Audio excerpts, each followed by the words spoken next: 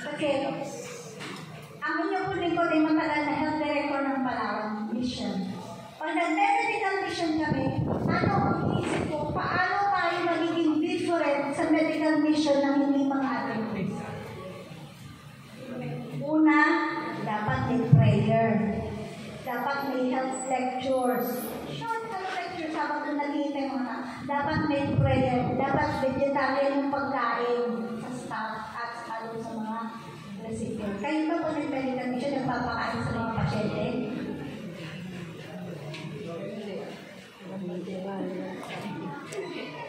Kamusta po ang ating difference sa ibang at ibang nagbibigay ng medical mission? Paano natin ipakikilala ang ating church? Ang ating mga sabi na, Adventist cares, but how do we care? Karanasan namin nilang yung medical mission ng AUC, meron nag-join sa aming mga non-Adventist doctors. Doon sa medical mission, ang ginawa namin, nakikiparticipate yung mga non-Adventist na mga staff. Sila pala nag-observe. Two of our venues ay church. Yung Manila Central at saka Sampalo Church at saka tatlo ba? Las Piñas, tatlong church na ang venue. Sabi ng mga doktor na hindi Adventist, bakit wala kayong mga santo? Bakit ang pagkain nyo ay vegetarian ay masarap? Masustansya na, pero kulay siya. Bakit kayo may sabat? Di ba? Yan ang pinagkakakilanlan sa Adventist. Di nag-start na rin yung Bible study ng aming kasamang Adventist. Sinagot niya na bakit tayo may sabat, bakit tayo may vegetarian food, bakit tayo ay kakaiba. Alam niyo, akala namin isang araw na nasasama. Throughout the week ng ating medical mission, sumasama sila. Sabi ko doon sa dapat i-follow yung mga doktor na yan. Kasi the way that they nagtatanong sila, ibig sabihin, nakakita sila ng kaibahan sa mga Adventist. Amen? Kaya amen. Ganun po ba ang nakikita sa atin? Amen. May kaibahan tayo?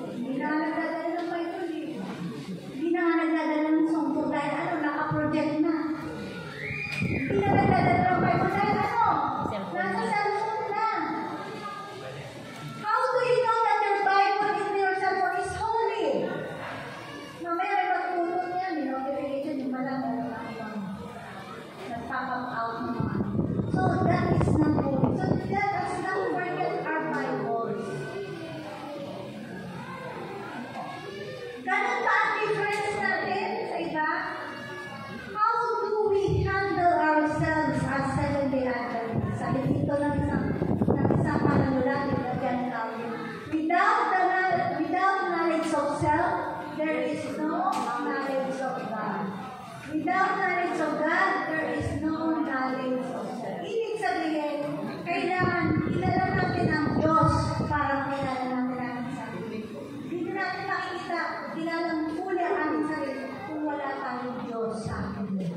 So sana, ano ang pagkakakilanlan sa atin? Maging point of reference natin palagi sa atin. Ang Panginoon ang nakikita sa atin. Sa pananalig natin, nakikita ba nila ang Diyos na ito sa atin? The way we carry ourselves, the way we talk, the way we smile, the way we... Masasabi nila na ano? Na I may identity. Kahit, bakit kayo walang mga ano? Yung ikaw, at is that nagtitipid lang ba kayo? O talagang yan yung way of life? So we should show our identity as children of God. Ano pa? Sabi niya, for we are, ulitin natin yung ating memory verse, for we are His what?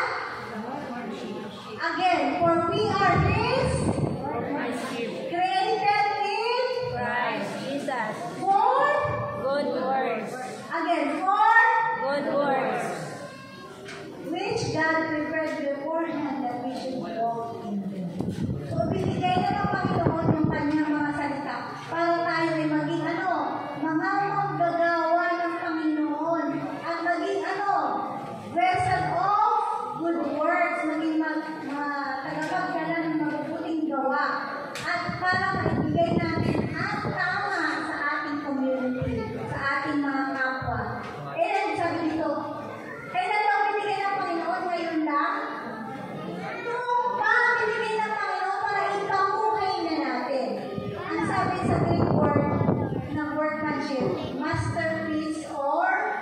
what?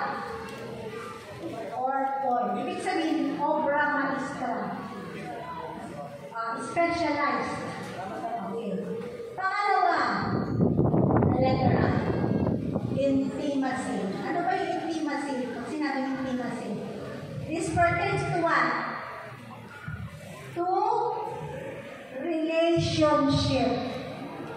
How are we related to our family as husband and wife? How are we related to our children? How are we related with each other? Ang sabi nga dun sa Bible, di ba? Love one another. Paano natin minamahal ang kapwa natin? Mahalan natin pag may binibigay sa atin. Pag chinichismis tayo, hindi na natin mahal. Pag iniintriga tayo, hindi na natin mahal yung kapatid. Hello? Kamusta? Pag sinabing intimacy, there is a close relationship. How do we relate to each other? Pag meron ng magandang favor na bibigay, kaya tayo nagiging related dun sa isang tao. Ang sabi ng Bible, love your neighbor as you love yourself. Pag initriga tayo, hindi na natin mamahalin. Pag ginagawa tayo ng kwento, hindi na natin mamahalin. May mga karanasan akong ganyan na mga parang below the belt na tira. Pero sabi ko, Panginoon, help me. Na hindi ko gantihan ng kasamaan dito yung pagsasabi. Instead, ang ginagawa ko, Panginoon, tulungan mo kong makita ko sa aking sarili. Ano ba ang pwede kong baguhin? Bakit nagkakaroon ng ganong klaseng kaisipan ng kapatid sa akin? O yung ating kapwa? Hindi yung, ito, magawa ko ng buhay ko, ito para sa akin, pero ito, ano bang buhay na mayroon ka? Our prayer must be, Lord, help me to see in myself what is lacking in me para hindi na siya mag-isip ng ganyang kwento o tungkol sa akin. Have we prayed like that? Na idinadalangin natin yung mga gumagawa ng chismis sa atin? Palagi ko, sabi niyo, mahirap yun. Yes, it's hard.